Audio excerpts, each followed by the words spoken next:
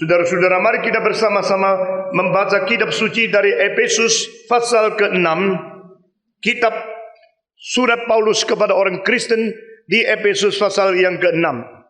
Kita membaca bersama-sama dari ayat yang ke-13. Sebab itu ambillah seluruh perlengkapan senjata Allah, supaya kamu dapat mengadakan perlawanan pada hari yang jahat itu, dan tetap berdiri sesudah kamu menyelesaikan segala sesuatu. Jadi berdirilah tegap, berikat pinggangkan kebenaran, dan berbaju jirakan keadilan. Ke-15, kakimu berkasutkan kerelaan untuk memberitakan Injil damai sejahtera. Dalam segala keadaan pergunakanlah perisai iman, sebab dengan perisai itu kamu akan dapat memadamkan semua panah api dari si jahat. 17, dan terimalah ketopong keselamatan dan pedang roh, yaitu firman Allah. 18, dalam segala doa dan permohonan berdoalah setiap waktu di dalam roh, dan berjaga-jagalah di dalam doamu itu dengan permohonan yang tak putus-putusnya untuk segala orang kudus. Pembacaan kitab suci sampai di sini. Mari kita berdoa sekali lagi. Bapa di dalam surga, kami berterima kasih karena Engkaulah yang telah menyelamatkan kami dan memelihara kami, telah memberikan kepada kami hak istimewa untuk menjadi orang yang melayani orang yang lain di dalam dunia ini. Kami berterima kasih pada pagi ini. Sekali lagi Tuhan menghimpunkan kami, sehingga kami dengan iman datang ke hadirat-Mu untuk menerima anugerah dan segala firman yang memberikan kekuatan kepada kami sebagai orang Kristen hidup di dalam dunia mewakili Tuhan. Kami berdoa kiranya perkataan-perkataan firman-Mu menjadi bekal hidup yang memberikan kekuatan, petunjuk, dan memberikan kepada kami juga keberanian untuk memuliakan nama Tuhan. Dengar doa kami Tuhan. Kami berdoa khusus bagi mereka yang ada halangan yang tidak dapat datang di sini pada pagi ini. Kiranya Tuhan menghibur hati mereka yang berada di dalam kesusahan, dan Tuhan juga mencukupi mereka yang berada di dalam kekurangan, serta Tuhan memimpin mereka yang berada di dalam segala kesulitan. Dengar doa kami Tuhan, khususnya mereka yang berada di tempat yang jauh, baik saudara-saudara kami, atau famili kami, atau anak-anak kami yang berada studi di luar. Tuhan pimpin satu persatu, urapi mereka, ingatkan mereka tentang cinta Tuhan. Dalam nama Yesus Kristus, penebus dan juru selamat kami yang hidup, kami berdoa. Amin. Saudara-saudara, setelah sudah berapa minggu kita memikirkan tentang orang Kristen yang hidup di dalam peperangan rohani. Saudara-saudara, tidak ada hidup seorang Kristen yang dengan lancar seumur hidup, tidak mengalami kesulitan-kesulitan. Tidak ada pelayanan yang lancar dan tidak ada halangan, tidak ada kesulitan. Itu hanyalah terjadi jikalau kita sudah berada di dalam surga. Tetapi pada waktu kita berada di dunia ini, kita tetap hidup di dalam dunia masyarakat yang terbentuk dari orang-orang berdosa. Dan kita berada di tengah-tengah dunia di mana ada kuasa yang tidak kelihatan telah berada campur aduk di dalam masyarakat ini, yang memerintah, menguasai, dan akan memimpin dunia ke dalam kekacauan balauan itu. Saudara-saudara, hanya manusia yang beriman kepada Kristus, yang mengerti bijaksana surgawi, dan diberikan kepintaran untuk menjelajah akan segala sesuatu, step-step daripada iblis. Maka kita melihat kekuatan itu bukanlah kekuatan yang gampang kita lawan. Saudara-saudara, Paulus berkata, pakailah senjata Allah yang lengkap. Berarti dengan bersandar kepada diri kita sendiri, kita tidak mungkin hidup sukses. Dengan bersandar kepada kepintaran diri kita sendiri, kita tidak mungkin berdiri tegak. Dengan kepandaian dan daya yang ada pada diri kita sendiri, tak mungkin kita mengalahkan musuh yang tidak kelihatan itu. Saudara-saudara sekalian, kita sedang menghadapi kekuatan yang tidak kelihatan. Jadi segala persoalan tidak sekedar cuma hidup beban hari-hari, masalah politik, masalah ekonomi, masalah masyarakat, masalah daripada moral dan sebagainya. Bukan demikian gampang. Karena di sini Paulus berkata bahwa ada penguasa di udara yang sekarang berada di dalam dunia ini untuk menjadi perlawanan kita masing-masing. Itu sebab berlawanlah dengan dia.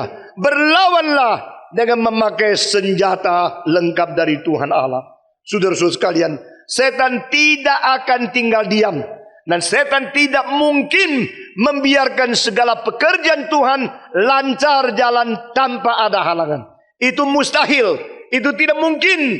Karena dia mengetahui kalau dia tidak mengacaukan orang Kristen. Dia tidak mengacaukan gereja. Dia tidak mengacaukan pekerjaan-pekerjaan Tuhan. Maka dia akan melihat kesuksesan Kristus di dalam dunia yang menimbulkan iri hati, menimbulkan kebencian luar biasa di dalam diri dia. Itu sebab saudara-saudara, jikalau Kristus sudah meremukkan kepala dari ular itu, maka ular itu juga akan melukai akan tubit kaki daripada Kristus, anak daripada perempuan itu. Itu sebab gereja akan mengalami kekacauan, mengalami kesulitan, dan tidak mungkin kita hidup tanpa peperangan. Pelayanan adalah peperangan. Berdoa itu peperangan. Berkhotbah itu peperangan. Hidup suci itu peperangan. Bersaksi bagi Kristus di dunia itu peperangan. Dan kita bukan berperang dengan orang yang berdaging dan berdarah. Kita bukan berperang dengan manusia yang kelihatan. Kita berperang dengan penguasa-penguasa, penghulu-penghulu rohania yang berada di dalam udara itu. Saudara-saudara, biar kita bisa melihat dengan jelas apa yang dikatakan di sini, sehingga kita tidak salah sasaran. Menjadikan manusia yang berdaging dan darah itu setru kita, itu musuh kita, itu lawan kita. Saudara-saudara, berapa gampang gereja jatuh di dalam kesulitan karena kabur pandangan rohaninya. Berapa gampang gereja dan sering jatuh di dalam melawan yang tidak perlu dilawan dan menerima yang tidak perlu diterima. Saudara-saudara, yang tidak boleh diterima, kita terima. Itu toleransi yang terlalu besar, akhirnya merusak substansi dari iman kepercayaan kita kepada Tuhan. Tetapi yang harus kita terima, kita tidak terima. Kita menolak persaudaraan yang sudah diberikan Tuhan kepada kita, sehingga kita memecahkan diri sendiri. Saudara-saudara, Paulus berkata, engkau berperang bukan dengan orang yang berdaging darah. Itu hanya sesuatu saudara yang harus kita menangkan, yang kita bagaimanapun berusaha mempertobatkan orang berdosa supaya kembali kepada Kristus. Kita begitu mau mencintai mereka yang musuh gereja, mereka yang melawan kekristenan, mereka yang tidak sepaham dengan iman kita yang berada di luar melalui penginjilan. Masakan kita harus berperang dengan orang yang sudah berada di dalam, sudah berada di pinggir, dan sudah berada di tengah-tengah tubuh Kristus. Saudara-saudara, ini harus kita jelas. Kita tidak dipanggil untuk berperang dengan orang yang berdaging dan berdarah. Kita dipanggil untuk berperang kepada yang di angkasa, penghulu-penghulu, penguasa-penguasa, pemerintah-pemerintah yang tidak kelihatan. Nah, saudara-saudara, maka Tuhan yang berada di surga, tempat yang tertinggi, kita orang yang sudah ditebus, gereja sebagai tubuh Kristus yang berada di dunia yang kelihatan ini, di tengah-tengah Tuhan Allah dan gereja yang kelihatan, adalah penghulu-penghulu, ada pemerintah-pemerintah, ada yang penguasa-penguasa yang tidak kelihatan, yaitu setan dan segala pesuruhnya yang berusaha menghambat kita menerima anugerah dan penyertaan dari Tuhan, dan menghambat doa permintaan kita diterima oleh Tuhan Allah. Saudara-saudara, jika kita mempunyai pandangan rohani sesuai dengan apa yang diwahyukan di dalam kitab suci, kita mengerti berapa besar tugas peperangan kita, maka kita akan merubah sikap kita untuk tidak merebut yang tidak perlu direbut, dan tidak tolerir apa yang seharusnya kita tolerir. Saudara-saudara, kiranya Tuhan memberikan kekuatan kepada kita untuk mengarahkan seluruh sikap pelayanan kita sesuai dengan hati dan kehendak Tuhan itu sendiri. Minggu yang lalu kita sudah bicara bahwa orang Kristen harus mempunyai senjata yang dikatakan di sini. Saudara-saudara, Paulus berkata, berdirilah tegap dan berikat pinggangkan kebenaran dan berbaju jirakan akan keadilan. Berarti kebenaran itulah yang menjadi batas, limitasi dan ikatan kebebasan kita. Saudara-saudara, orang Kristen bebas tidak? Bebas. Bebas di dalam hal apa? Bebas menurut prinsip apa? Bebas hanya di dalam lingkaran kebenaran. Berarti jika di luar kebenaran, kita tidak boleh melakukan. Bukan karena tidak boleh secara terpaksa, tidak boleh karena mengerti dan rela. Saudara-saudara, saya bebas kerjakan segala sesuatu dengan rela. Saya kerjakan segala sesuatu bebas dengan kebenaran. Saya mengerti kebenaran dan saya rela karena pengertian kebenaran itu. Maka semua yang saya boleh kerjakan di dalam batas ini saja. Hanya di dalam kebebasan yang diikat oleh kebenaran, maka saya boleh bertindak. Semua tindakan, semua kelakuan, semua kebebasan di luar ikatan kebenaran, itu saya harus hindarkan. Ikat pinggangkan kebenaran, berarti engkau membatas diri di dalam kebenaran. Mengapakah demikian? Karena Tuhan Allah bertindak secara demikian juga. Saudara-saudara, kebebasan Tuhan itu secara substansi mestinya adalah mutlak adanya. Sekali lagi, kebebasan Tuhan adalah kebebasan yang mutlak. Tetapi saudara-saudara, Tuhan yang maha kuasa, kenapa dia tidak menyangkal diri? Tuhan yang maha kuasa, kenapa dia tidak berbuat dosa? Kan dia maha kuasa, dia boleh mempunyai kuasa apapun, dia bebas melakukan apapun. Tetapi kebebasan Tuhan tidak mungkin berlawanan dengan sifat moral daripada Tuhan sendiri. Kebebasan Tuhan dan kemutlakan di dalam kedaulatan Tuhan tidak mungkin berlawanan dengan segala atribut sifat-sifat ilahi yang lain. Itulah sesuatu yang harus kita belajar, bagaimana kita menaklukkan kemungkinan kekuatan kebebasan kita kepada segala yang berasal daripada moral Tuhan.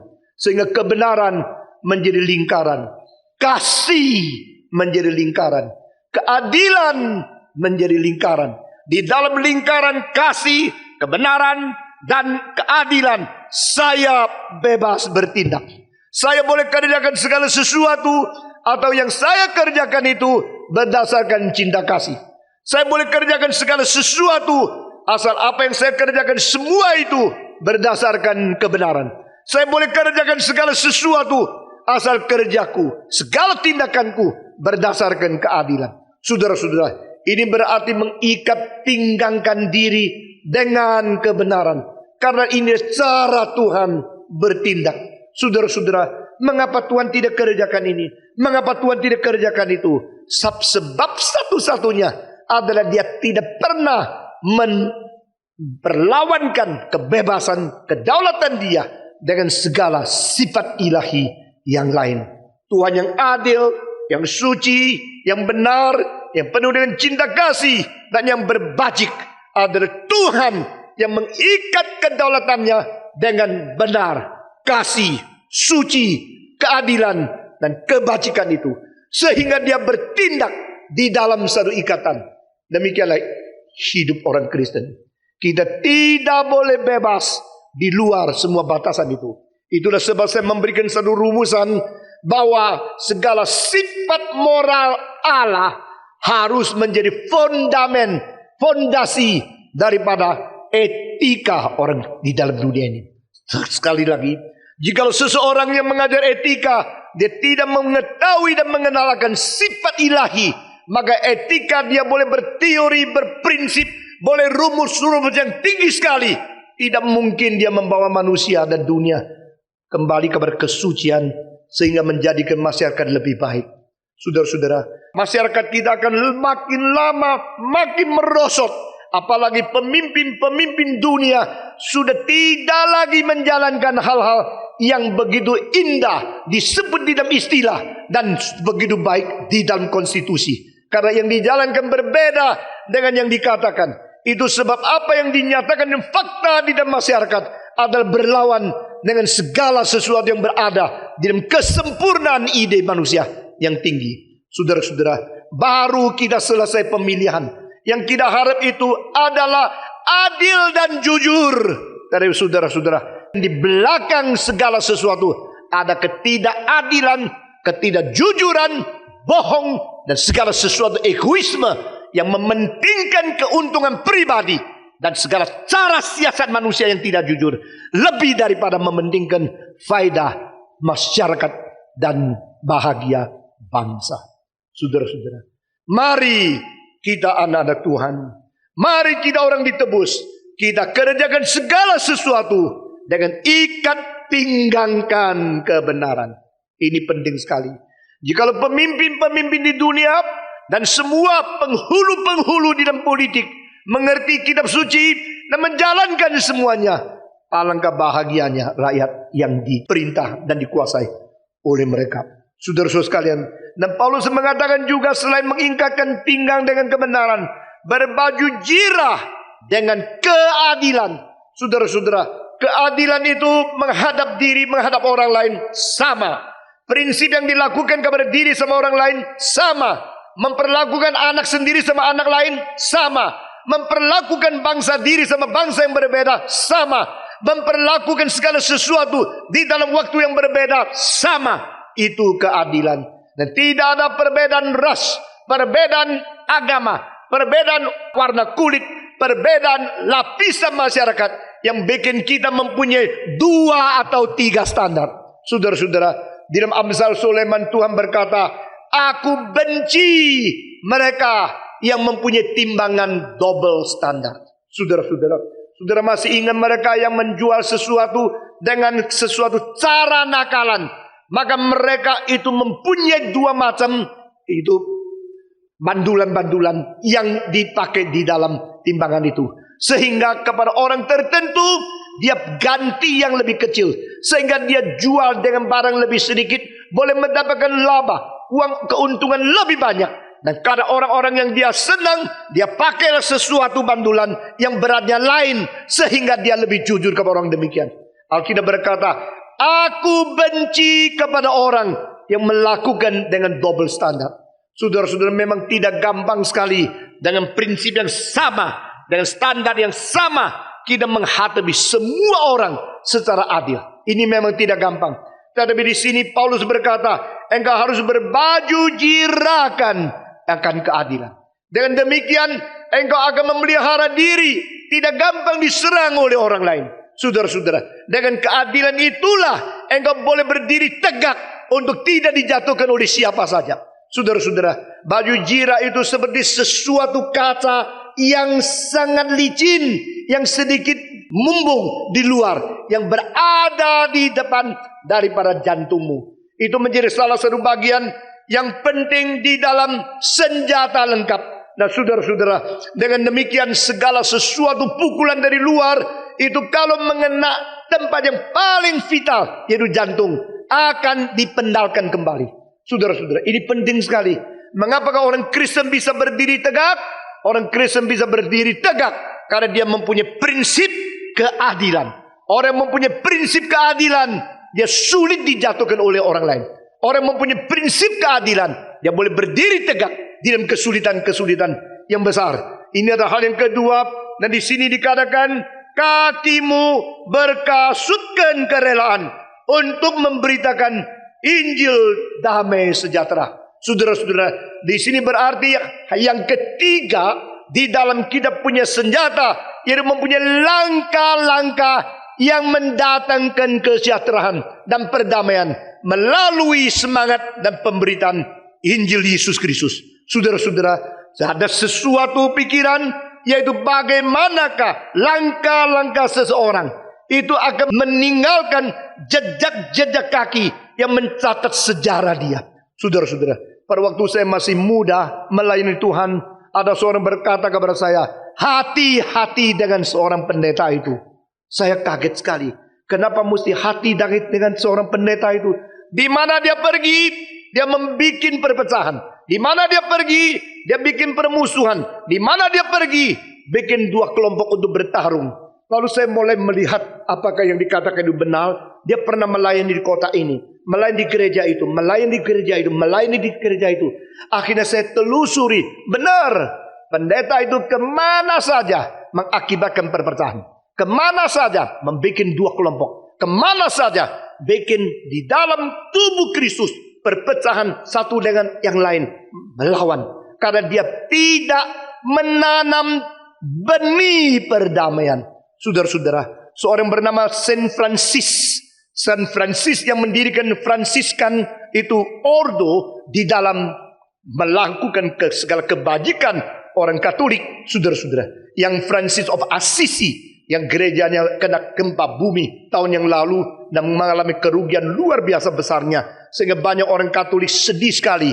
Saint Francis of Assisi, saudara-saudara, dia berkata dan berdoa di hadapan Tuhan, Tuhan, jadikan saya benih cinta kasih. Di mana ada kebencian, saya menanam akan benih kasih. Perdamaian di tengah-tengah mereka. Di mana ada kelemahan, saya menjadi kekuatan. Di mana ada percekcokan, perselisihan, saya menjadi jembatan untuk memperdamaikan orang lain.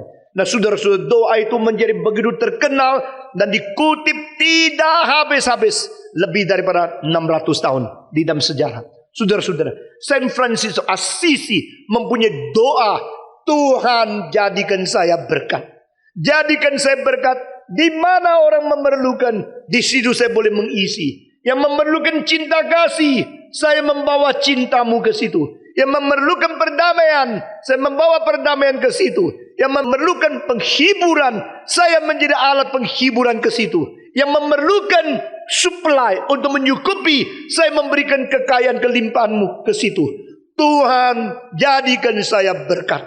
Salurkan berkat-Mu melalui aku, sehingga selama saya hidup, di mana saya berada, saya selalu menjadi faktor konstruktif, faktor yang mendamaikan, faktor yang memperindah dunia yang sudah rusak ini. Saudara-saudara sekalian, inilah yang dihendaki oleh Paulus. Dia berkata, berkasutkan kerelaan untuk memberitakan Injil Tuhan Yesus. Berkasutkan sepatu perdamaian.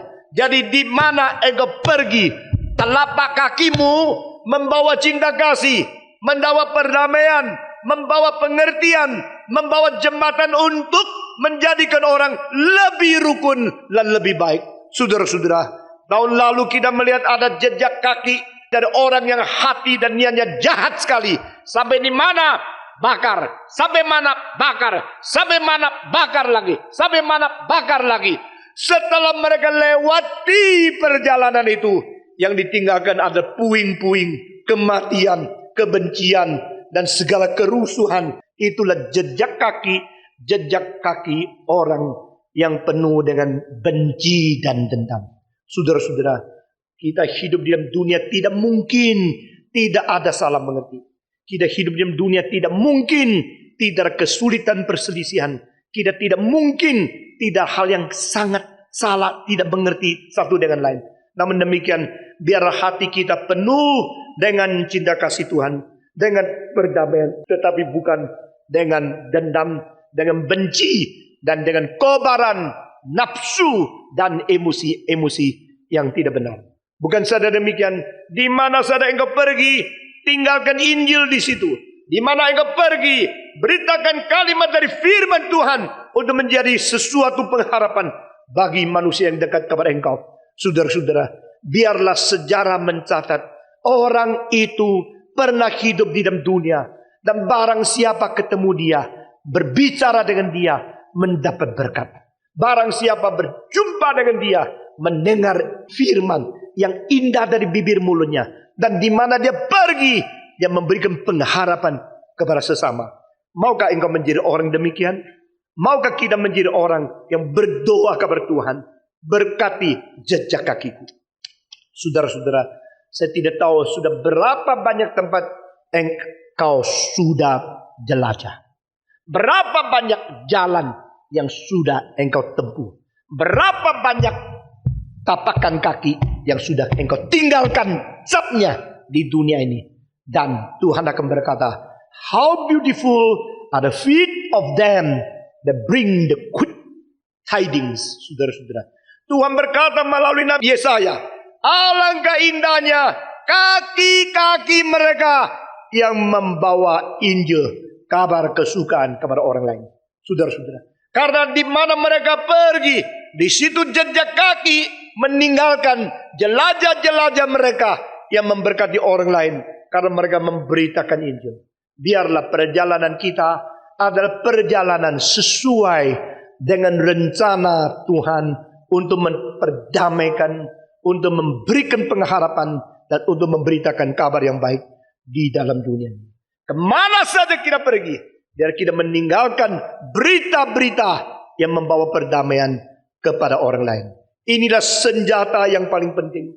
Saudara-saudara, jikalau kita mempunyai perjalanan yang terus meninggalkan kebencian, kedendaman, saudara-saudara, satu kali kebencian, kedendaman itu ditanam, berpuluh-puluh tahun sulit dicabut.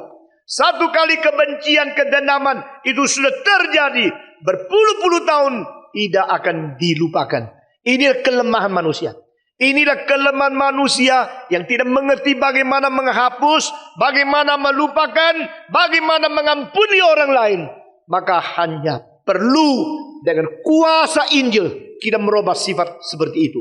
Saudara-saudara sekalian, berkasutkanlah dirimu dengan kerelaan perdamaian, dengan membawa akan Injil Tuhan kemana engkau berada. Bukan saja demikian, saudara-saudara, Paulus juga berkata di sini, dia berkata, selain kaki kita berkasut, dia berkata dalam ayat yang ke-16, dalam segala keadaan pergunakan perisai iman, sebab dengan perisai itu kamu akan dapat memadamkan semua panah api dari si jahat. Nah, saudara-saudara sekalian, ini ditulis dengan satu pengertian peperangan teknik kuno pada zaman Romawi. Saudara-saudara, pada zaman Rom, maka mereka pergi menjajah sini sana. Mereka memakai cara-cara yang lebih canggih daripada bangsa-bangsa yang tidak mempunyai teknologi peperangan seperti orang Romawi. Maka panah itu sebelum dilepaskan, panah itu sudah dicelupkan ke dalam semacam minyak yang gampang dibakar, yang dihasilkan daripada semacam pohon. Saudara-saudara, pohon itu diperas, akhirnya mengeluarkan semacam minyak. Dan minyak itu begitu gampang membakar, tetapi tidak gampang dilenyapkan oleh angin. Maka panah-panah itu dengan ujungnya sudah dicelupkan ke dalam minyak tersesuatu itu. Sebelum mereka melemparkan panah itu kepada musuh, maka mereka membakar dulu. Dengan itu disebut sebagai panah yang berapi. Dan panah yang berapi kalau datang sampai kepada kita, cara satu-satunya kita tidak kena akan kebakaran yang terjadi adalah kita mempunyai perisai yang dibikin khusus. Dan saudara-saudara, istilah di sini yang dipakai oleh Paulus bukan perisai bundar yang kecil pada waktu orang main pedang, tapi perisai besar untuk menghadapi peperangan yang sengit artinya. Saudara-saudara, dan perisai semacam itu dibikin dengan 2 lapisan kayu. Karena 2 lapisan kayu itu dilekatkan, tengahnya ditaruh semacam lem yang begitu menahan api. Saudara-saudara, ini semacam senjata yang khusus, sehingga kalau orang itu menghadapi peperangan, menghadapi musuh yang berat, maka mereka harus pegang perisai itu. Dari perisai yang besar ini sangat berat adanya. Kayu lapisannya 2, tengahnya ada lem khusus. Dan menghadapi peperangan, waktu mereka memaju, mereka sudah pakai pakaian yang sangat berat, yang dari metal, sehingga jalannya itu sudah capek sekali. Apalagi mereka mesti pegang perisai yang begitu berat ini. Memang tidak gampang sebagai seorang prajurit. Saudara-saudara sekalian, kita yang melayani Tuhan, kita mengetahui selain kita menyerang ajaran yang salah, dosa, segala kejahatan di dunia, kita juga mengetahui siapa yang sudah diserang tidak ingin membalas. Maka orang-orang ajaran yang salah bukan saja tidak sadar kesalahannya, Dia cuma rasa dimaki-maki, lalu mencari sesuatu kesempatan untuk balas dendam. Kalau kita menegur dunia ini berdosa, maka dunia yang berdosa, masakan dia rela terima begitu saja. Dia bukan saja tidak mau bertobat, tidak menyadari dosa perlu bertobat. Dia cuma mengetahui bagaimana mencari kesalahan gereja untuk serang kembali. Itu sebab bagaimana caranya kita menentang segala panah yang berapi yang akan menghanguskan kita. Bagaimana caranya kita mempertahankan kita sehingga kita di dalam pelayanan tidak ditelan oleh perlawanan-perlawanan yang sengit itu. Saudara-saudara, Paulus berkata, pakailah perisai yang besar ini untuk menantang segala panah yang berapi. Saudara-saudara sekalian, dengan demikian kita akan memadamkan. Karena pada waktu panah itu datang kabar perisai, masuk ke dalam lapisan kayu pertama, maka di situ ada sesuatu penghalang di tengah-tengah dua lapisan kayu itu, mengakibatkan panah itu kena kayu pertama. Kayu pertama yang kena terbakar, tetapi yang kedua lapisan itu tidak terbakar. Sehingga engkau yang berada di belakang perisai itu, engkau dilindungi dengan kedua lapisan kayu ini. Tetapi saudara-saudara, karena mereka mengetahui perisai ini sering dibikin dengan kayu, maka dengan ditambah api di atas panah, membakar kayu ini, maka orang itu mungkin mati di dalam api, lautan api. Tetapi saudara-saudara, justru kayu pertama ini sering dibasahi dan sering dipelihara dengan sesuatu kekuatan. Waktu mantapnya panah itu, justru api cepat menjadi habis dan lenyap di dalam perisai ini. Nah, ini yang dikatakan oleh Paulus. Dan perisai itu apakah? Perisai itu adalah iman kepercayaan.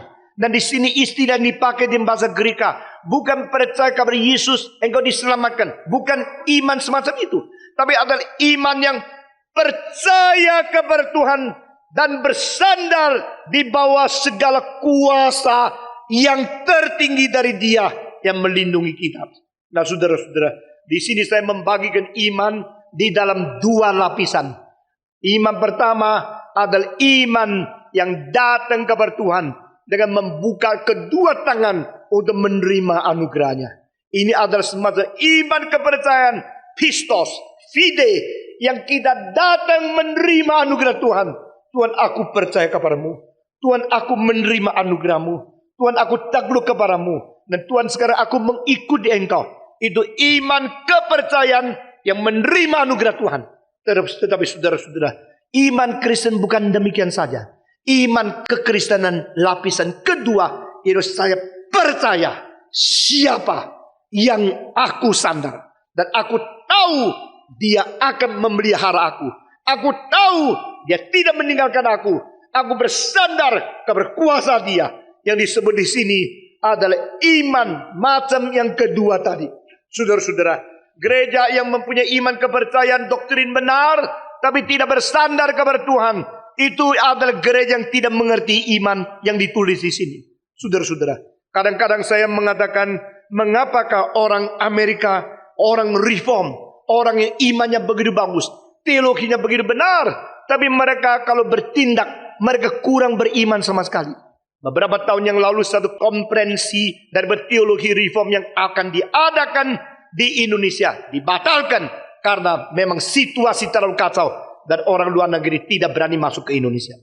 Waktu saya mendengarkan berita itu, saya menggelengkan kepala.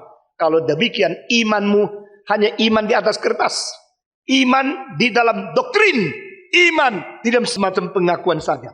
Saudara, kita masih memerlukan iman kedua, yaitu saya percaya Tuhan hari ini hidup.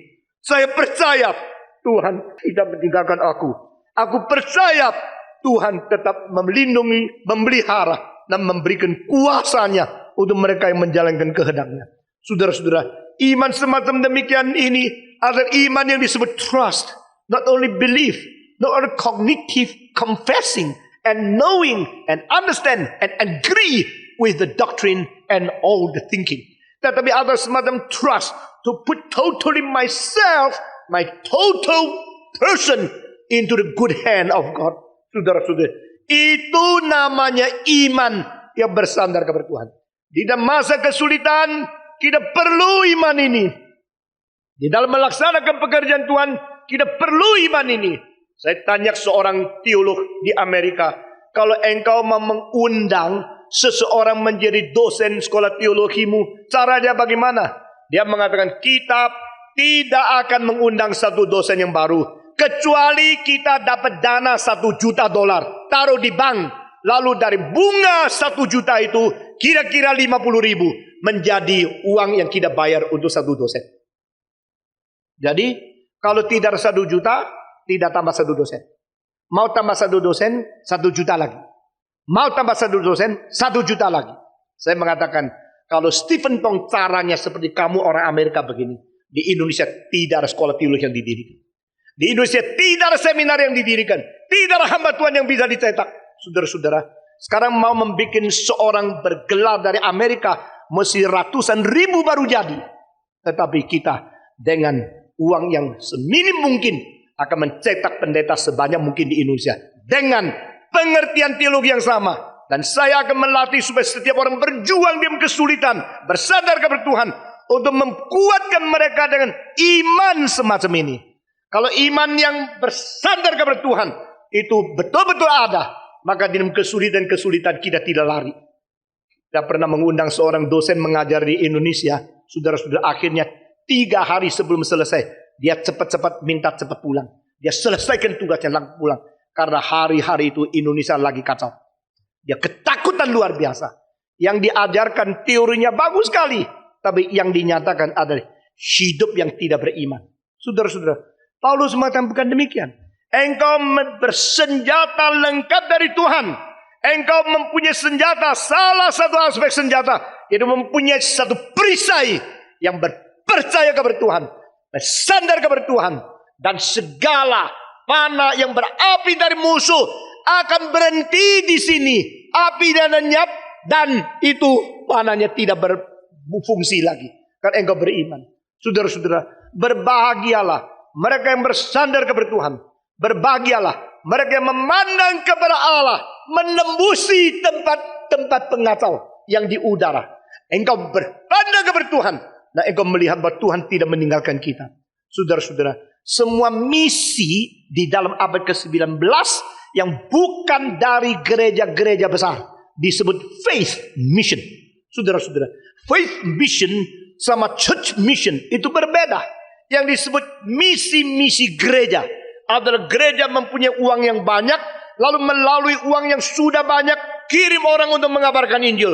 Lalu mereka membawa gaji yang besar, membawa dolar dan sterling pound daripada Inggris. Lalu mereka ke Asia, mereka pakai rumah lebih besar, hebat sekali. Lalu mereka mengabarkan Injil di negara orang lain. Tapi yang disebut faith mission sama sekali berbeda. Salah satu contoh adalah Hudson Taylor yang mendirikan China Inland Mission. Pada waktu dia masih mahasiswa di London, masih menjadi seorang yang sangat sederhana, mahasiswa. Dia mendengarkan negara terbesar dengan manusia terbanyak di dunia adalah negara Cina yang jauh sekali. Itu memerlukan 2,5 bulan naik kapal. Saudara-saudara, dan waktu itu belum ada terusan Suez. Semua kapal harus dari London sampai di Afrika Utara, sampai terus ke Afrika Selatan, melewati the Port of Hope, lalu of Good Hope, lalu putar dari situ ke Madagaskar, lalu terus sampai Arabia, baru sampai ke India, baru lagi kembali ke Malacca Strait, lalu kembali dari dekat Singapura situ, putar lagi kepada South China Sea, lalu ke Tiongkok. Itu 1 kali jalan 2,5 bulan. Lalu kalau ada sesuatu yang perlu, dia memberitahu kepada ibunya, maka kapal itu mesti menempuhi 2,5 bulan sampai di London. Beritahu ibunya kalau anaknya itu sakit. Kalau ibunya tahu anaknya sakit, doakan, kirim obat kepada anaknya. Lalu obat itu pakai 2,5 bulan baru sampai. Kalau tepat kapal itu jalan hari itu, maka mendapat kabar dari ibunya sudah 5 bulan. Saudara-saudara, waktu 2,5 bulan kapal berjalan di tengah laut, mungkinnya ibunya mati, mungkinnya anaknya sudah mati. Dan orang zaman itu mengabarkan Injil, itu namanya korban. Itu namanya beriman kepada Tuhan. Faith mission. Waktu Hudson Taylor berbaring di atas tempat tidur, kamar yang sangat kecil sebagai mahasiswa. Dia terus pikir, kapan saya boleh mengabarkan Injil? Kapan saya memberitakan Yesus kepada satu bangsa yang paling besar, paling banyak orang, tapi mereka tidak kenal Tuhan Yesus. Saudara-saudara, abad ke-19 adalah abad yang sangat konflik. Karena di situ VOC dan semua pedagang dari Inggris berusaha mendapatkan keuntungan sebanyak mungkin. Maka mereka akhirnya menjual opium kepada Tiongkok. Akhirnya orang-orang Tionghoa minum opium, hisap candu, menjadi makin lama.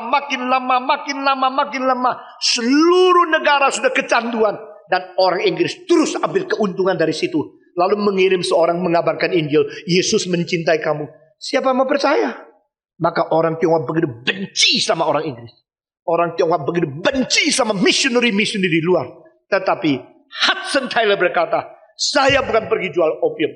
Saya bukan pergi mencari untungan. Saya pergi dengan hati yang murni mengabarkan Injil Yesus Kristus kepada orang Tionghoa. Korbannya dan kesulitan kita tidak gampang mengerti. Kita sekarang mengabarkan Injil, begitu kita khotbah orang sudah datang mendengar, begitu kita berita orang lain sudah bersedia hati mau bertobat. Terlebih-lebih di daerah Indonesia seperti ini, saudara-saudara. Maka Hudson Taylor nangis, berdoa, nangis, Tuhan, Tiongkok, dia terus berdoa, oh God, save China, send me there to be your servant. I'm going to preach your gospel to Chinese people, which I don't know. Saya tidak kenal mereka. Dia mau pergi, saudara-saudara. Maka dia dengan uang yang minim beli satu peta yang besar, tempel di temboknya di tempat tidur. Lalu setiap hari dia berdoa untuk satu provinsi.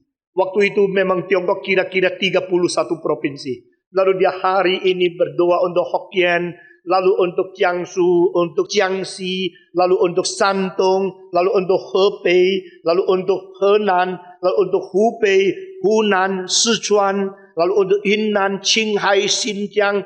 Satu provinsi.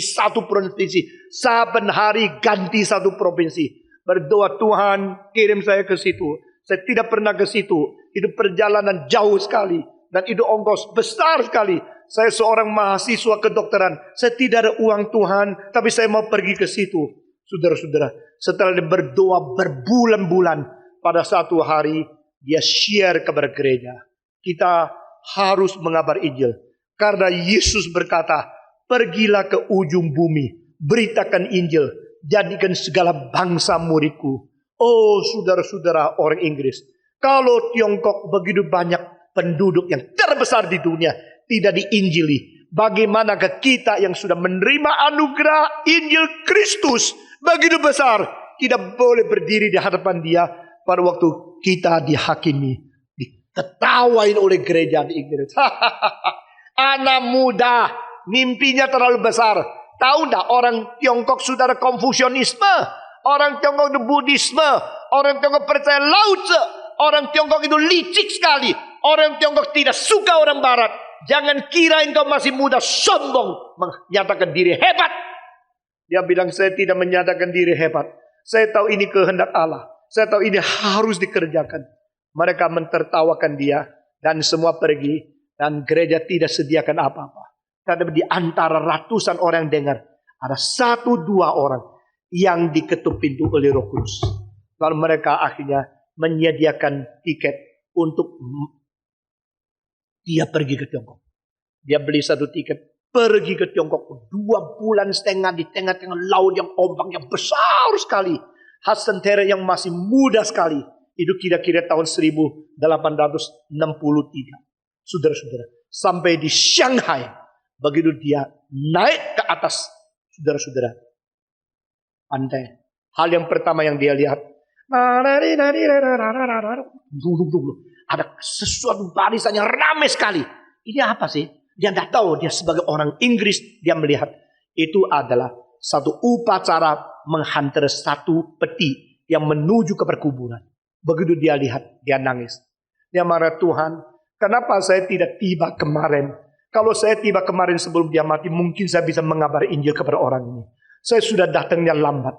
Orang yang mempunyai jiwa penginjilan, hatinya lain. Saudara-saudara, orang yang matanya duit tentok, yang dia lihat itu hanya keuntungan, profit. Kesempatan cari uang sebanyak mungkin, memeras orang lain. Tapi orang yang jiwanya penginjilan, dia lain. Dia lihat orang ini perlu Yesus. Orang ini perlu Yesus. Kalau dia mati kemana? Begitu dia sampai di atas, apante, dia lihat keadaan begini. Dia berdoa dengan tangisan, Tuhan beri aku keberanian. Satu kali dia sudah mulai menjelajah. Dia bilang orang Tionghoa memang sulit menerima Tuhan Yesus. Maka saya harus ke desa. Dia diperbolehkan ke kampung-kampung kecil, desa-desa. Tapi orang desa kalau lihat dia, hidungnya besar, orangnya tinggi, kulitnya putih, pakaiannya pakai jas. Oh, ini setan luar negeri, setan luar negeri. Semua ketahuan, dia semua lari. Yang kuizi lah.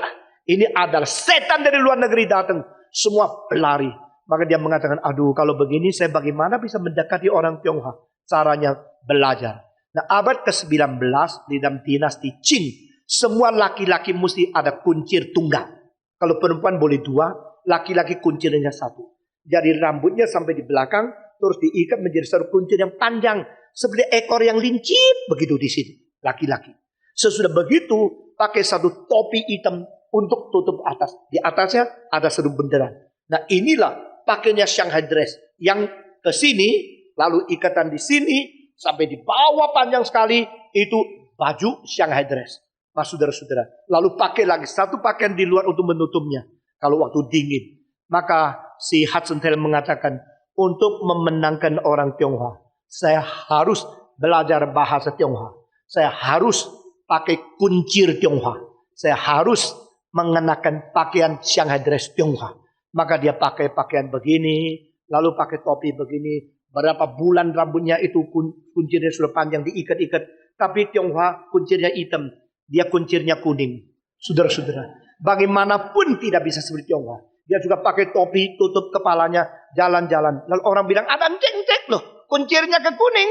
Lalu mereka, anak-anak sudah lari ke depan. Oh, hidungnya gede, matanya biru. Setan luar negeri, setan luar negeri. Tetap sulit. Saudara-saudara, bayangkan pada waktu itu mengabarkan Injil berapa tahun. Tidak tentu satu orang mau menerima Tuhan Yesus. Itu namanya menjadi hamba Tuhan. Waktu dia pulang ke Inggris, naik kapal berbulan-bulan sampai di London. Dia ceritakan kesulitan mengabarkan Injil kepada orang Tionghoa. Dan dia mengatakan, meskipun demikian, kita memerlukan lebih banyak dari satu orang yang mendirikan China Inland Mission. Sebelum dia meninggal dunia, Tuhan sudah menggerakkan kira-kira 950 misioneri pergi ke Tiongkok. Saudara-saudara, dia menggerakkan. Ada orang yang tergerak, yang studi kedokteran. Akhirnya tidak lagi mau cari uang, mau cari jiwa di Tiongkok. Ikut mendaftarkan diri jadi anggota CIN. Lalu dia lagi menggerakkan orang lain. Ada orang insinyur, sudah lulus dari London University. Lalu mereka tidak mau mencari uang, mau cari jiwa, ikut dia. Sebelum dia mati, sudah lebih 900 orang yang melayani di Tiongkok. Dan sejak itu terus sampai 1949. Ini di dalam kira-kira hampir 90 tahun ini. Saudara-saudara, sudah pernah beribuan orang Inggris yang tidak mau yang lain. Semua mau mencari. Dan missionary dari China Inland Mission berbeda dengan missionary dari gereja-gereja yang lain dari Inggris dan Amerika. Gereja-gereja lain pendetanya kalau mau pergi, kalau saya honornya di Amerika 3.000 satu bulan, di Tiongkok saya juga mau 3.000. Kalau tidak, saya tidak pergi. Lalu gereja menyewakan rumah yang cukup bagus, yang lebih indah dari yang lain, baru missioner pergi. Itu adalah church mission. Tapi faith mission berbeda. Mereka hanya menggantung kepada persembahan berapa banyak dibagi-bagi. Sampai hari ini, teori itu masih dilaksanakan di Jakarta. China Inland Mission sudah tidak ada sekarang. Tapi dirubah sejak tahun 50-an menjadi Overseas Missionary Fellowship, OMF. Saudara-saudara, dulu hanya ke Tiongkok. Sekarang orang-orang itu sudah mengabar Injil di negara lebih banyak di seluruh dunia. Setelah komunis menutup misi itu, maka mereka mengatakan, mari kita ke Laos, mari kita ke Kamboja, mari kita ke Vietnam, mari kita ke Taiwan, kita ke Filipina, kita ke Malaysia, kita ke Indonesia. Maka kira-kira tahun 60-an, sebagian missionary yang tadinya China Inland Mission datang ke Indonesia dan menjadi OMF yang sekarang kantornya ada di Cempaka Putih. Saudara-saudara, sampai hari ini mereka tidak tahu gajinya berapa banyak. Pokoknya persembahan 1 bulan berapa sampai dibagi. Kalau hari ini persembahannya sedikit, bulan ini semua makan sedikit. Kalau persembahannya banyak, semua makan banyak. Mereka hanya berdoa, bersandar kepada Tuhan. Itu namanya faith mission. Saudara-saudara, sekarang banyak sekolah teologi menghasilkan pendeta-pendeta yang sudah tidak mengerti apa itu faith mission. Sekarang banyak pendeta-pendeta kalau sudah lulus, mereka ke gereja mau tanya, ada mobil tidak? Ada rumah tidak? Ada tunjang ini tidak? Kalau tidak, saya tidak mau. Sehingga saudara-saudara, sudah begitu banyak berbeda dengan faith yang trust in God. Trust. Orang yang mempunyai pengalaman trust. Di dalam pemberitaan firman, semangatnya berbeda. Orang masih mempunyai trust, percaya kepada Tuhan, bersandar kepada Tuhan. Waktu dia mengajar, dia mempunyai api yang berbeda. Saudara-saudara sekalian, memang kita sulit mengerjakan pekerjaan Tuhan. Saudara-saudara, waktu orang OMF saya tanya bagaimana. Ya kalau ke satu tempat berkhotbah, dapat uang persembahan dari gereja itu. Dia tidak masuk di kantong, masukkan ke kantor. Kepada siapa saja, semua kembali masukkan kantor. Sesudah itu dibagi rata sampai hari ini masih menjalankan prinsip faith mission. Saudara-saudara, kekristenan selain mempunyai faith di dalam compassion dan di dalam pengakuan doktrin, kekristenan menjadi satu agama yang agung karena kekristenan mempunyai satu pusaka bersandar kepada Tuhan yang hidup. Saudara-saudara, seorang Inggris yang bernama George Mueller, dia seumur hidup membiayai ribuan anak piatu yang tidak ada apa-apa, tidak ada mama, dengan iman. Dan pada waktu satu hari rumah piatu di Bristol yang tidak ada makanan sama sekali, rotinya habis. Lalu koki datang kepada dia, George, we have nothing to give to the children to eat, no food at all. Di dalam stok kita sama sekali tidak ada barang. Dia cuma menjawab, my God will supply with His abundance and His faithfulness. Tuhanku akan menyediakan, Dia akan memberikan dengan kecukupan karena kekayaan Dia. Tetapi tidak ada 1 jam lagi ini mesti makan. Ratusan anak mau makan. Di mana rotinya? Di mana terigunya? Di mana makanannya? My God will supply. Orang yang beriman ini yang sudah tua sekali, dia pegang kitab suci, dia berkata, doa dan Tuhan akan sediakan. Saudara-saudara, orang itu geleng kepala, gelok dia bilang. Ini pemimpin yang gila. Ini sudah 1 jam ini anak semua kalau sudah bel semua keluar. Makanan tidak ada. Bagaimana hari ini? Saudara-saudara, dia tidak beriman. Tapi orang tua itu beriman dan dia berdoa. Tidak lama kemudian, kira-kira 40 menit kemudian, datanglah orang ketuk pintu. Waktu mereka buka pintu, ada 2 cikar yang membawa roti penuh sekali. Karena Tuhan menggerakkan majikanku untuk kirim semua barang ini pergi ke tempat ini. Apakah ini tempat adalah tempat rumah yatim piatu Bristol? Dia bilang betul, saudara-saudara. Maka George Mueller mengatakan, sekarang Bel suruh semua anak keluar makan. Selama hidup dia berkali-kali terjadi. Pada waktu paling sulit, pada waktu paling miskin, paling membutuhkan, Tuhan tidak pernah meninggalkan orang-orang yang percaya kepada Dia. Saudara-saudara, Paulus berkata di sini apa? Berperisaikan iman. Engkau kalau percaya kepada Tuhan, jangan kira Tuhan meninggalkan engkau. Kalau engkau percaya kepada Tuhan, jangan kira Tuhan membuang engkau. Tuhan berkata, aku belum pernah meninggalkan engkau. Aku belum pernah membuang engkau. Aku akan menyertai engkau. Saudara-saudara, demikian pada waktu gerakan Reform Injili dimulai di Jakarta. Saya datang dengan seluruh keluarga di sini, tidak diundang oleh gereja. Tidak tahu mesti di mana. Kita tidak tahu rumahnya di mana. Kita tidak tahu makan di mana. Kita tidak tahu siapa yang akan suplai. Karena saya tidak menerima undangan gereja apapun. Karena kita memulai satu gerakan. Lalu saya berdoa kepada Tuhan. Engkau Tuhan yang hidup. Engkau Tuhan yang tidak berubah. Engkau bangkitkan orang untuk mendukung pekerjaan Tuhan yang dibutuhkan pada zaman ini. Saudara-saudara, selama 10 tahun ini kita melihat pada saat yang tepat Tuhan mempertobatkan orang-orang yang mempunyai hati mendukung pekerjaan Tuhan. Pada saat-saat yang tepat, Tuhan kirim uang untuk mendukung pekerjaan-pekerjaan Tuhan yang tepat. Dan pada waktu itu saya tidak mau bicara sama siapa. Saya juga tidak membawa nomor telepon satupun daripada anggota yayasan di mana saya pernah melayani. Saudara-saudara, saya tidak kenal siapa, saya tidak membawa nomor telepon, tidak cari siapa. Lalu kita mulai dengan kebaktian dua momentum, kita mempaparkan akan gerakan ini.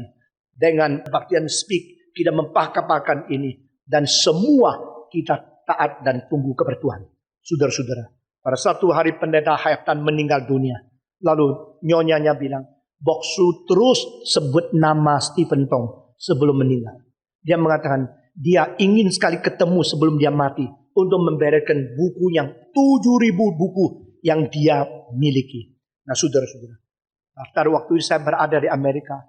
Waktu saya pulang dari Amerika, saya dicari, maka saya pergi mencari janda dari HF Tan. Saya tanya kepada dia, Tante, apa pesan Boksu? Dia bilang, saya seumur hidup tidak ada kekayaan apapun. Kecuali uang saya semua jadi buku. Saya hanya ada 7.000 buku pilihan baik di dalam hidup saya. Dan semua orang tunggu saya mati supaya saya kasih buku. Tapi saya tahu di dalam dunia ini hanya satu orang pernah bilang sama saya, Boksu kalau besok sudah tua, bukunya saya beli, yaitu Stephen Tong. Sekarang saya punya janda, saya tidak tinggalkan apa-apa kepada dia, cuma buku. Dan semua orang sekolah teologi menunggu ambil bukuku secara free. Tapi hanya satu orang yang mau beli bukuku. Panggil dia, Stephen Tong ke sini. Sampai dia meninggal dunia, saya belum datang. Setelah dia mati, saya tanya, lalu pesannya bagaimana? Boleh saya lihat semua buku? Pendeta HF Tan tidak sembarangan tunjukkan buku kepada orang lain. Dia tahu buku dipinjam selalu tidak kembali. Maka dia mempunyai satu pepatah. Buku seperti nyonya tidak boleh dipinjam. Saudara-saudara. Setelah dia mati, saya tanya, Tante, boleh saya lihat bukunya? Oh boleh. Maka dia buka lemari satu-satu. Kamar ini, kamar itu. Seluruh rumah itu buku. Semua buku. Kamar tamu buku. Semua dikunci. Lemarinya besi lagi. Karena dia takut kerusuhan pembakaran. Jadi semua. Di sini ada anggota dari gereja Ketapang dulu. Tahu pendetamu. Itu almarhum yang saya sangat hormati kepada dia. Kita gerakan reform ini. Satu-satunya pendeta menjadi nasihat. Yaitu dia. Saudara-saudara. Setelah saya lihat buku. Saya kira-kira 14 tahun yang lalu. Ini buku kira-kira 40 juta. Tetapi karena sudah begitu lama dan bekas, saya tidak mau merugikan siapa.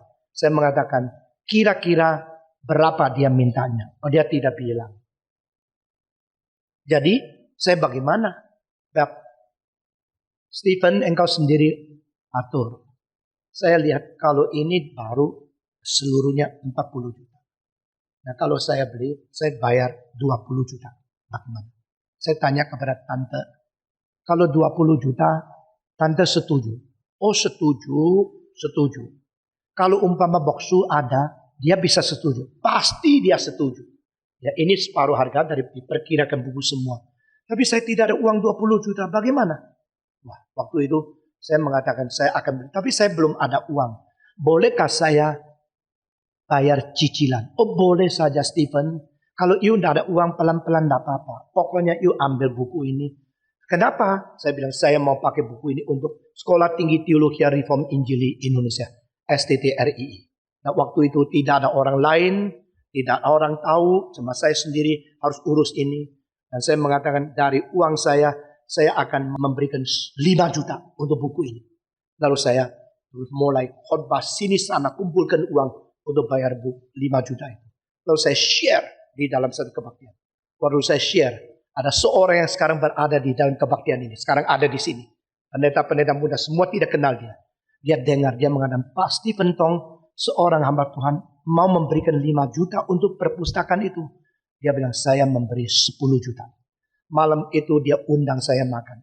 Waktu undang saya makan, dia bilang, Pak Tong, yuk mau kasih 5 juta untuk perpustakaan. Saya bilang, iya. Tapi saya akan pelan-pelan membayar 5 juta itu. Dia bilang, saya memberikan 10 juta. Saya berkata, puji Tuhan. Terima kasih Tuhan menggerakkan seseorang.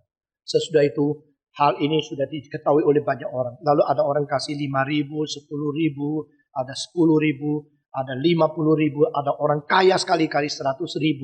Nah, kita kumpul-kumpulkan saudara-saudara. Di dalam setengah tahun 20 juta itu semua lunas. Buku-buku dibawa ke warung buncit, selemari. Dan memang itu buku pendeta yang dari muda dia pilih buku-buku yang baik. Ini menjadi yang pertama, saudara-saudara. Itulah sebabnya kita berani mulai segala sesuatu. Karena kita mengetahui kalau ini adalah kehendak Tuhan. Tuhan akan memberikan kecukupan. Dengan iman sebagai perisai, lalu engkau akan menghancurkan semua panah api daripada musuh. Saudara-saudara, setelah selesai buku itu diserahkan kepada STTRI, kita mengadakan Reform Institute, mulai lagi perpustakaan. Yang besok pagi Hendra akan terbang ke Amerika untuk mencari buku untuk mengisi kebutuhan daripada itu. Selangkah demi selangkah. Dengan apa? Bukan dengan janji orang kaya. Bukan dengan karena budget sudah banyak. Bukan dengan sudah mempunyai pengalaman setumpuk. Tidak. Yang ada cuma satu. Trust. I trust you, my God. I trust you. Kalau orang mau mendukung, silakan. Tidak dukung, tidak apa. Kita sadar kepada Tuhan. Ini gerakan Tuhan. Rencana Tuhan harus dijalankan. Baru 2 bulan yang lalu saya sadar dengan suatu hal. Saya tidak sangka pada permulaan cuma 1 GRII di Jakarta. Sesudah itu Surabaya. Sesudah itu Malang. Malang mulai tahun 90. Sesudah Surabaya sama Malang. Lalu berhenti berapa tahun tidak ada gerakan apa. Baru mulai Jogja. Lalu Palembang. Lalu Lamban Laun. Mulai ada lagi di Melbourne. Lalu ada di Taipei. Lalu di sini. Saudara-saudara, pada waktu 10 tahun saya hitung. Termasuk Karawaci, Pondok Indah, Bintaro. Dan mungkin adakan lagi di Kelapa Gading dan Matraman dan sebagainya. Hampir 20 cabang. Saya tidak tahu. Ini bukan rencana saya. Ini bukan maunya saya. Saya tahu kurang orang. Saya tahu susah mengisi. Jadi pendeta-pendeta mesti ke sini ke sana, terbang ke sini ke sana, ke luar negeri, ke dalam negeri. Luar biasa. Saudara-saudara. Saya harap banyak hamba Tuhan yang belajar. Dan saya harap semua yang berada di sekolah tinggi teologi sebelum tamat sudah berani mengabar Injil satu persatu. Mengkumpul ke mereka. Bikin kebaktian doa. Bikin persekutuan. Lalu menuju kepada mendirikan satu gereja yang kecil. Mulai daripada nol start. Karena dengan demikian besok engkau seumur hidup memberitakan firman. Bukan hanya menyampaikan teori. Tapi sesuatu bobot perjuangan yang sungguh-sungguh. Saudara-saudara sekalian. Paulus berkata dengan perisai iman ini. Engkau akan menantang. Saudara-saudara. Seorang komentator mengatakan. Cara terbaik untuk menutup mulut orang yang menyerang engkau. Adalah berbuat baik sesuai iman yang ada padamu. Sehingga lambat laun. Mereka mengetahui. Apa yang diserang oleh mereka itu sebenarnya tidak benar. Plato juga berkata satu kalimat. Fakta hidupmu yang baik. Cara terbaik untuk tutup mulut musuhmu yang mengeritik dan menyerang engkau. Saudara-saudara, kita berperang. Kita bukan bermain-main. Kita berjuang. Kita berperang secara rohani. Kita di dalam zaman ini, akhir abad ke-20, kita memaparkan kebenaran. Kita memberitakan firman. Kita memberikan pengharapan kepada manusia. Dan setan tidak ada tinggal diam. Setan tidak akan membiarkan kita lancar. Pasti membuat segala kesulitan di dengan kita. Tapi kita mengetahui bahwa kita harus bersenjata lengkap dari Tuhan. Kita harus ikat pinggang dengan kebenaran. Kita harus mempunyai baju jirah dari keadilan. Kita harus mempunyai kasut dari perdamaian. Kita harus mempunyai pemberitaan kabar baik. Dan kita harus mempunyai perisai yang bisa melawan segala permusuhan daripada lawan kita yang memberikan panah yang berapi untuk memusnahkan kita. Saudara-saudara, terakhir Paulus berkata, dan engkau harus berketopong keselamatan. Saudara-saudara, lebih penting daripada jantungmu, otakmu, pikiranmu, kepalamu. Saudara-saudara, di tempat-tempat yang paling penting Tuhan memberikan perlindungan yang paling besar. Jantung penting. Maka di jantung pinggirnya ada kerangka-kerangka tulang untuk menutupinya. Kepala penting, maka otak dibungkus dengan kerangka yang paling kuat, sesuatu tengkorak, sesuatu tulang yang paling keras. Saudara-saudara, Paulus berkata, mau berperang dengan setan, biarlah otakmu, kepalamu mempunyai ketopong daripada keselamatan. Apa artinya? Selalu memikirkan bahwa kita diberikan anugerah. Kita diselamatkan oleh Tuhan. Melalui salvation, melalui redemption, melalui pengorbanan Kristus, kematian Kristus, darah Kristus, penyerahan hidup Kristus yang memperdamaikan kita. Kita selalu memikir dengan anugerah semacam demikianlah, maka kita bisa melindungi diri daripada segala permusuhan, daripada setan, dari perlawanan kita. Saudara-saudara, bagaimanakah dengan kita? Mari kita menjadi orang Kristen yang adalah laskar Kristus. Mari kita menjadi orang Kristen yang berani masuk ke dalam medan peperangan. Mari kita menjadi seorang prajurit yang bersenjata lengkap dari Tuhan. Mari kita menjadi orang yang memiliki kebenaran, memiliki keadilan, memiliki perdamaian, memiliki pemikiran firman Tuhan, dan memiliki pertahanan karena iman kita kepada Tuhan. Tuhan tidak meninggalkan kita. Tuhan tidak membuang kita. Biar iman kita menjadi iman yang hidup, iman yang bersandar kepada Tuhan. Amin, saudara. Kiranya Tuhan memberkati kita masing-masing. Mari kita berdiri bersama-sama. Mari kita berdoa bersama-sama. Kita bersyukur karena kita mempunyai kekuatan dari atas. Kita bersyukur karena kita mempunyai senjata lengkap dari Tuhan.